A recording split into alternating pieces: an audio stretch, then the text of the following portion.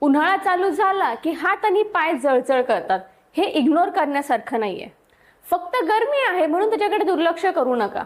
बहुतेक लोकांना ही गोष्ट नॉर्मल वाटते, पण खरं कारण हे वेगळं असतं. Number 1, dehydration. उन्हाळ्यात घामामुळे शरीरात पाणी कमी होते, त्यामुळे नसांना प्रॉपर सपोर्ट मिळत नाही आणि जळजळ होते.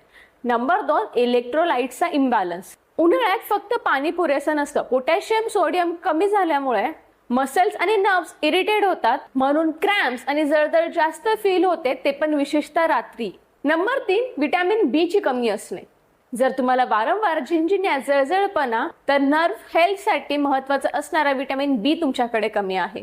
तर सगळ्यात सिंपल काय, तर फक्त पाणी नाही तर इलेक्ट्रोलाइट्स बॅलन्स ठेवा. फळं, ताक ह्याच्यावर भर द्या.